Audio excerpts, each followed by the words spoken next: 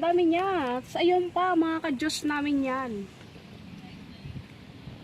So, kailan to nagbunga? Hindi ko nalaman na nagbunga to. So, ngayon ipapakita ko nga pala sa inyo ang tanim naming purple. Ube siya. Ube sa taas kung tawagin. So, ang init guys. So, hindi ako masyado makatitig sa diyan sa camera. Gawa ng ang araw is nandoon. So, ayan. Titingnan natin yung mga ube natin sa taas. Siyempre.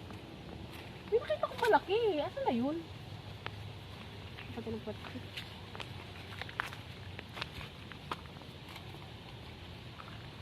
Ito. So maliliit. Kuha sana ako kahit dalawa lang.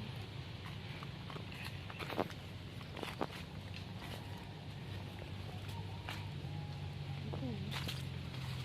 Ayun, may malaki nga.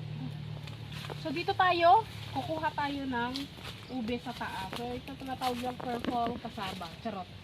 Nakalimutan ko na kung anong tawag dito. Basta purple. Purple siya. Aray!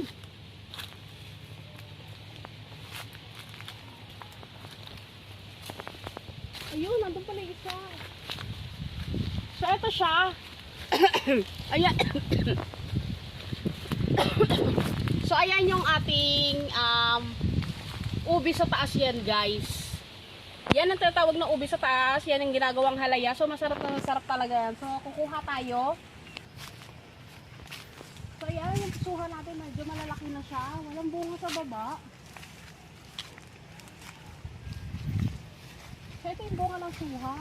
Yan, pomelo tree natin. So, nasa taas lahat ng bunga niya.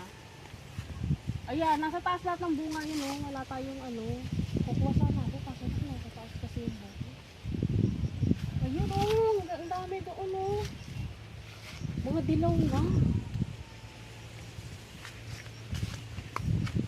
So, meron dito sa baba kaso lang bubot.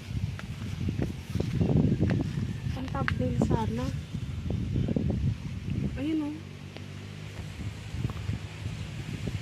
So tara, dito tayo. Hahanap na tayo ng purple. Basta ng ube. Pag nakatalikod ako, pwede mo akong kulo ng buo. Ay, may patola. May patola nga. May patola, eh. Ay, na siya.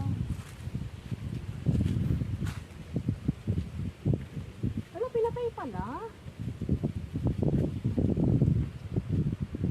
Ayan, ang daming nagtumbahan guys dahil kay Bagyong Paeng. Nagtumbahan yung mga pananim. Ayan o, mga nagtumbahan sila. So sayang naman. So dito tayo. Ayan. Nasira ang mga pananim sa bukid.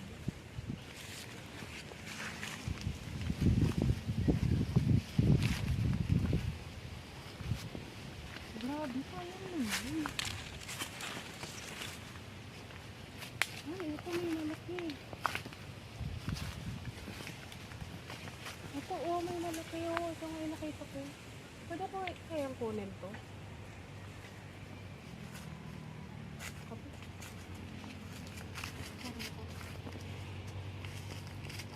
So, kunin natin siya guys.